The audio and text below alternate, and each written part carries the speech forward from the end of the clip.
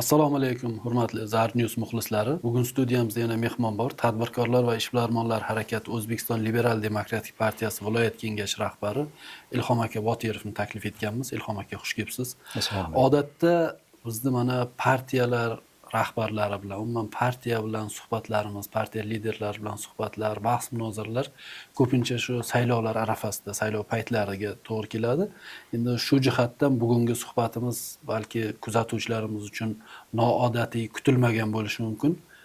O'zingiz qanday qaraysiz, Ilhom aka, mana shu masalaga? G'olib aka, bugungi mana suhbatga taklif qo'yganlaring uchun avvalo minnatdorchilik bildirib qo'yishim kerak. Biz partiyadoshlarimiz nomidan, partiyamizning faollari nomidan adashmasam partiya rahbarlari bu suhbatlarda unaqa suhbatlarda qatnashganimni yo'q bilmadim.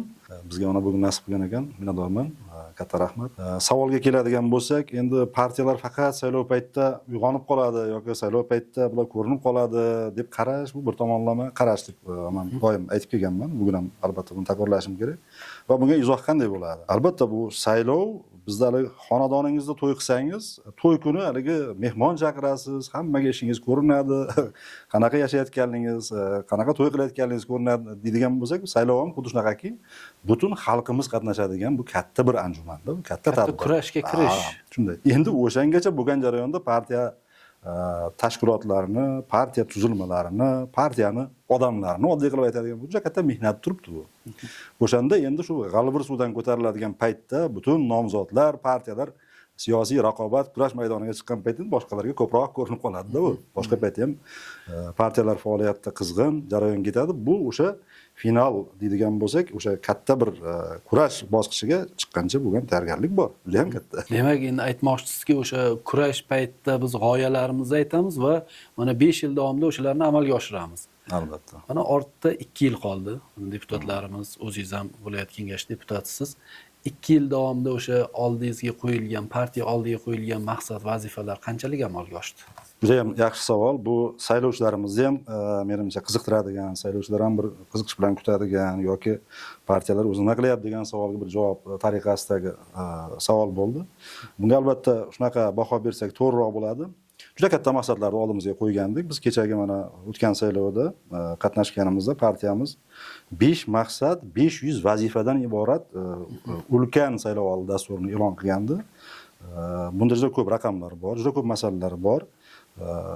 Mamlakatimiz hayotini barcha sohalarini qamrab olib 5 yil davomida ana shu jarayonda partiya deputatlari, partiya tuzilmalari, partiyamiz fraksiyasidan tortib quyi tizimlargacha bo'lgan partiya tuzilmalarimiz qiladigan, amalga oshiradigan ishlarni albatta ijro hokimiyati bilan, hukumat bilan birgalikda, parlament bilan birgalikda qiladigan ishlarimizni bu loyihasi, dasturi edi. Mana shu dasturimiz ma'qul kelganligi uchun o'tgan saylovda xalqimiz juda yaxshi ovoz berdi partiyamiz dasturiga va nomzodlarimizga yuqori o'rinlarni qo'lga kiritdik. Parlamentda ham, xalq deputatlari, viloyat, tuman, shahar kengashlarida ham eng yuqori o'rinlar qo'lga kiritdik. Bu o'sha biz e'lon qilgan dasturimizni xalqimizga qanchalik ma'qul kelganligi va xalqimiz bizdan nimalarni kutayotganligini shu dastur orqali o'zlarini ovoz berishida namoyon qildi desak to'g'ri bo'ladi. Endi buni ijrosiga keladigan bo'lsak, yuqoridagi demak savolingizdan kelib chiqib, o'tayotgan mana shuncha vaqt davomida juda keng ko'lamdagi ishlar amalga oshirildi. Bugun davlat rahbarimiz qabul qilayotgan hujjatlarni ijrosiga bevosita o'zimizni daxldor va zarur bo'lsa mas'ul partiya sifatida qilamiz va shu jarayonda ishlayapmizki, bu iqtisodimizdan tortib ijtimoiy sohalar, juda ko'plab sohalarda mana xalqimiz o'zi ham ko'rib turibdi. Juda katta o'zgarishlar bo'ldi va bu o'zgarishlar davom etyapti. Bitta misolni keltirib ketsam, menimcha sizga to'g'riroq bo'ladi, tushunarliroq bo'ladi. Bizning asosiy maqsadimiz partiyamizni biz ko'proq shu tadbirkorlik rivojlanishini, odamlarning shu farovonligi oshishini tarafdori bo'lgan, g'oyani ilgari surayotgan partiyamiz. Biz dasturimizda kelgusi 5 yilda, deb 24-yilda e'lon qilgan bo'lsak, kelgusi 5 yilda mamlakatimiz yalpi ichki mahsulotini 200 milliard dollarga yetkazsak, bir katta bir yutuqqa erishgan bo'lamiz deb bir niyat qilgandik. Mana kuni kecha muhtaram yurtboshimiz tomonidan tadbirkorlar bilan ochiq muloqotda ham e'lon qilindiki, bu yil xudo xolasa mana 2026-yil yakunlari haqida demak prognozlar o'zlari bayon qildilar. 187 milliard dollarga mana bu yil mamlakatimiz yalpi ichki mahsulot yeyish haqida fikrlarini bildiryapti. Bundan ham yuqori bo'lishi mumkin. Ilhom aka, mana hozir o'zingiz gap ochdingiz, aholini o'sha ijtimoiy ko'makka muhtoj qatlamini tadbirkorlikka o'rgatish. Umuman shu aholini, masalan, kunini arang ko'rayotgan odamni tadbirkor qilish mumkinmi? U boshqa bir partiyaning elektoratini o'zli deb o'zini elektoratiga aylantirayotganday bir holat bo'lmaydimi? Savol juda ham qiziqarli, lekin bu hayotiy savol. Bu boshqa partiyalar haqida endi elektorat haqida gapirmoqchi emasman. Bugun har bir yurtdoshimiz, avvalo har bir inson dunyoga kelibdiki, baxtli yashashni niyat qiladi, orzu qiladi. Baxtga erishish yo'li har kimda har xil. Kimdir o'sha oliy ma'lumotli mutaxassis bo'lsam, bir yaxshi joyda ishlayman, shu orqali demak bir farovonlikka erishaman, bir yaxshi kasb egasi bo'lib, yaxshi bir oila qurib, yaxshi sharoitda yashayman, baxtli yashayman degan bir reja niyatlari bo'ladi.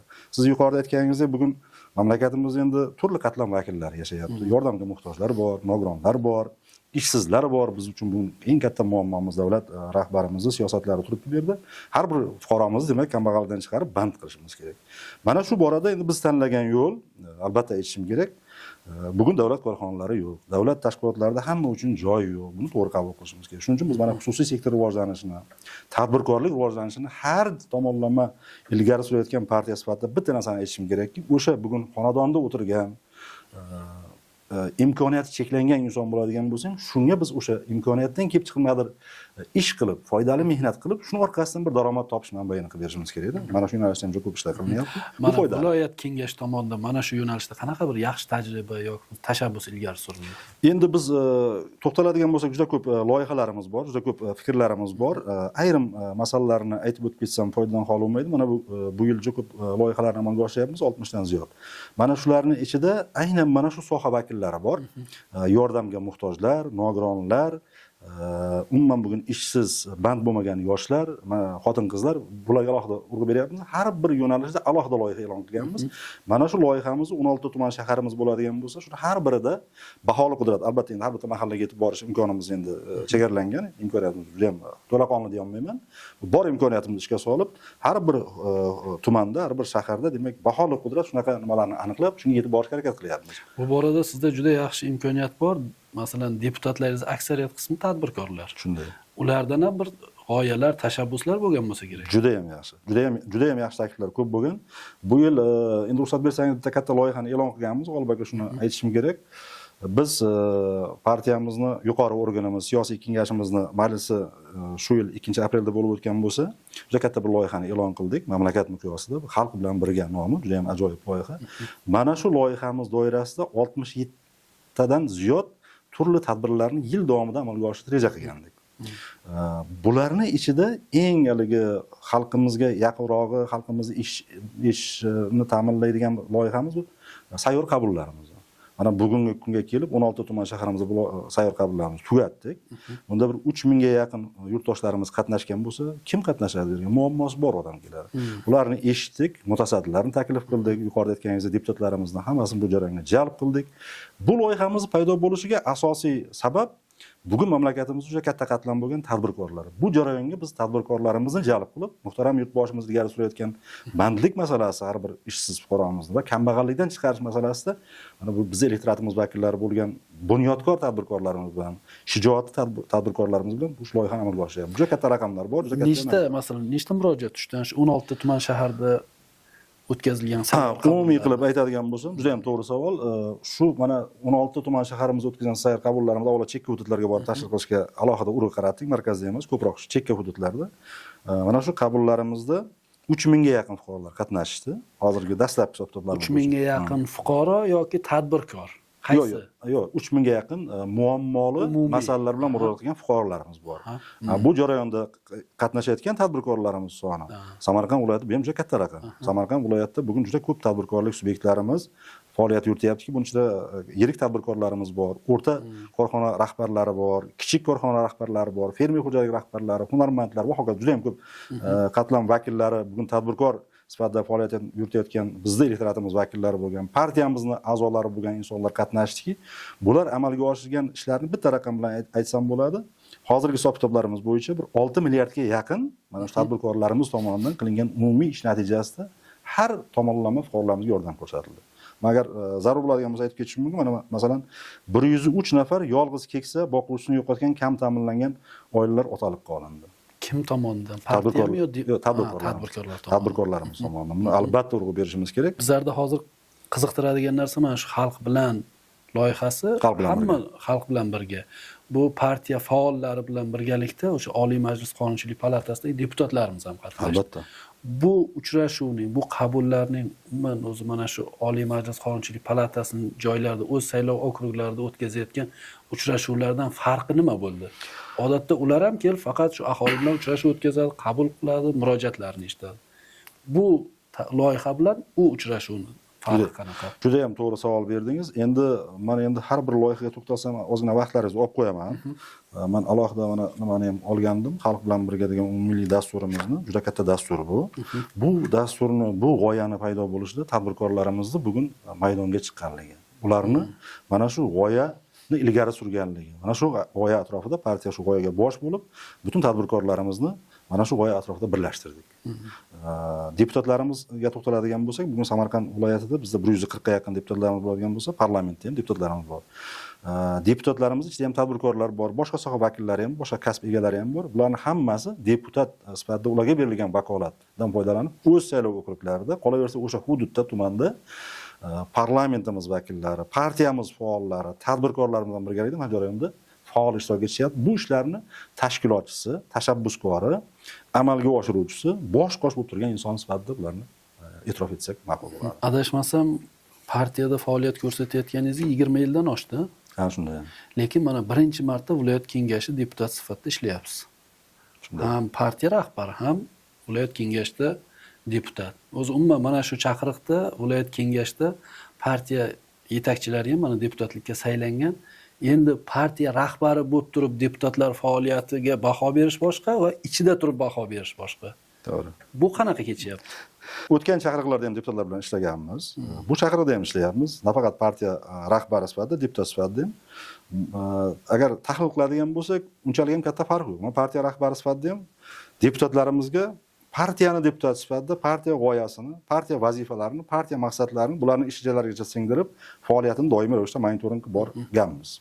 Hozir ham xuddi shunaqa. Endi bu chaqiriqda partiya rahbarlari guruh rahbari emas, partiyamiz deputatlarining ichidan boshqa guruh rahbarlarini saylab, ular orqali demak ish rejalarini tuzib, yo'llarda partiyamiz deputatlari tomonidan amalga oshiriladigan ishlarni ish rejalarini tuzgan holda muvofiqlashtirib borishga harakat qilyapmiz. Menimcha juda katta bir tafovut yo'q. Faqat nima xulosa aytishim mumkin? To'laqonli hali biz o'zimiz faoliyatimizdan qoniqdik desak, bu ortiqcha baho bergan bo'lamiz.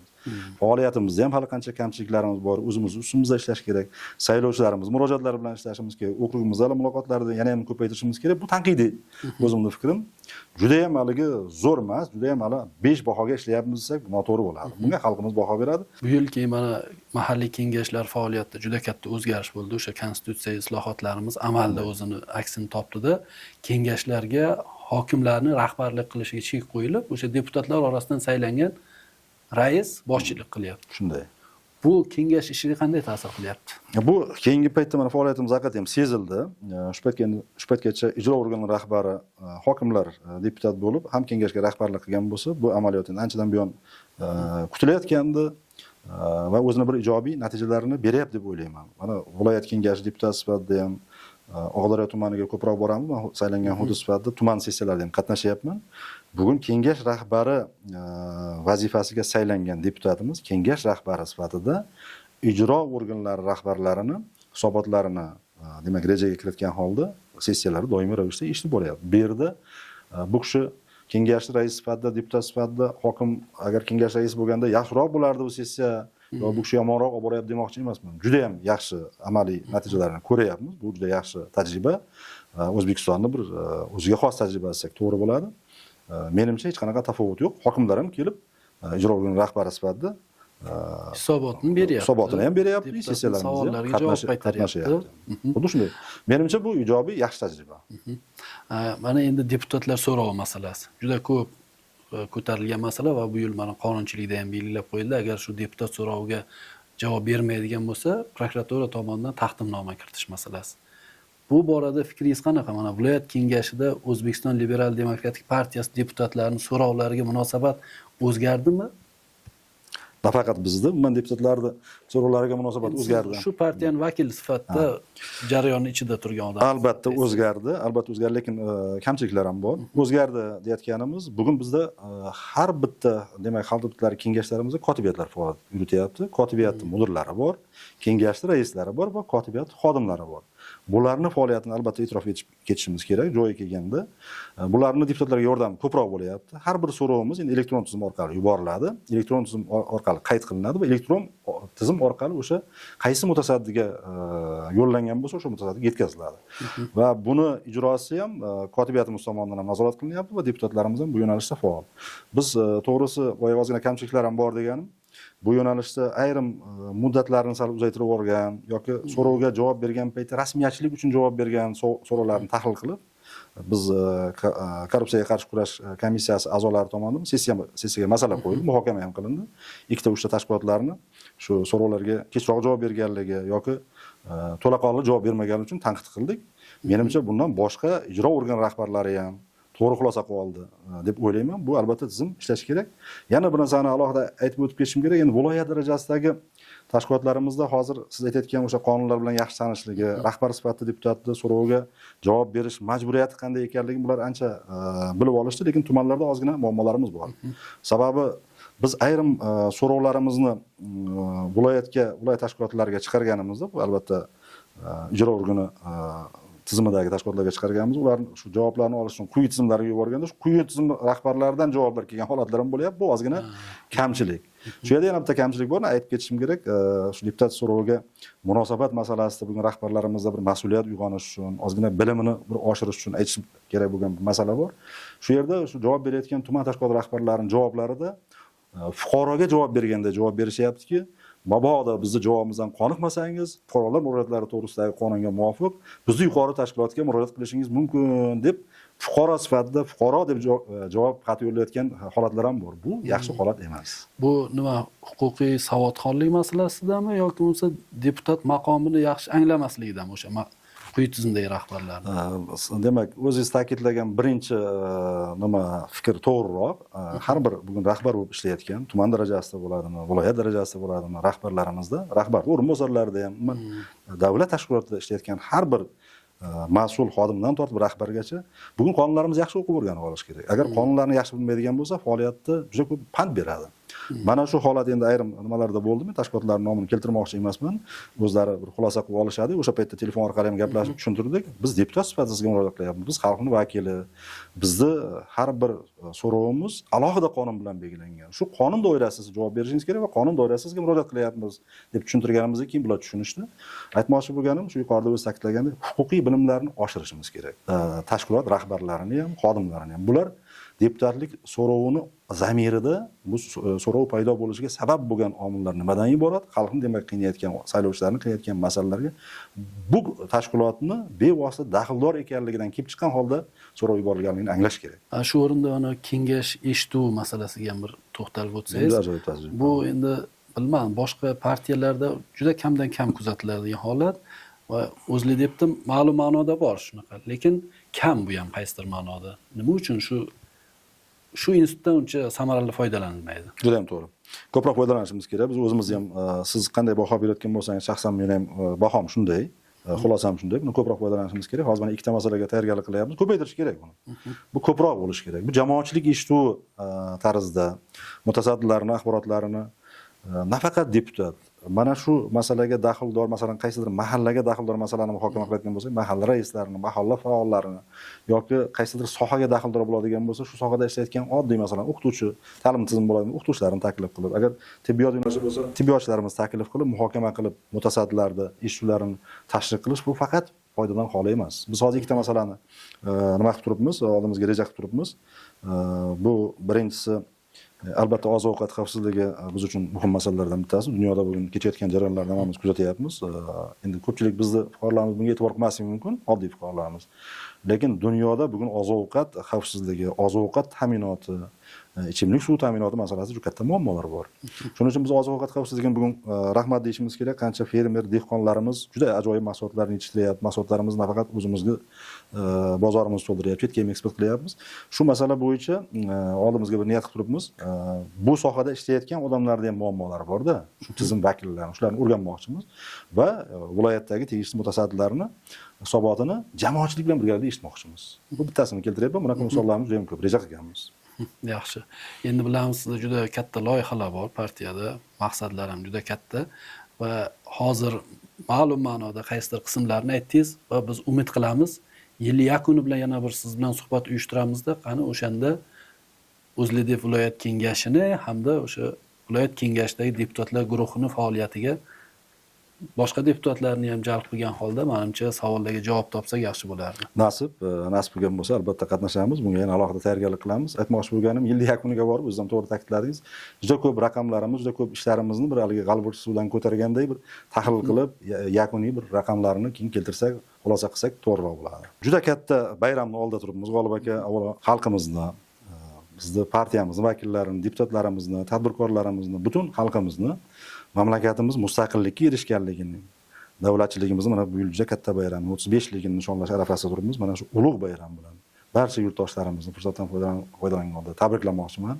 Bularni hamisha xonadonlarda tinchlik, xotirjamlik bo'lishini, dasturxonlarda to'kin sochin bo'lishini tilakdoshiman. Bu yo'lda yurtimizda hukm surayotgan tinchlik barqaror va bardavom bo'lishini, millatlar aro do'stlik, hamjihatlik, hamkorlik yanada barqaror bo'lishini, har bir insonni shu orzu, niyat, maqsadlariga yetishini tilakdoshimiz. Rahmat, vaqt ajratib savollarimizga javob berganingiz uchun minnatdormiz. Sog' bo'ling. Rahmat. Salomat bo'ling.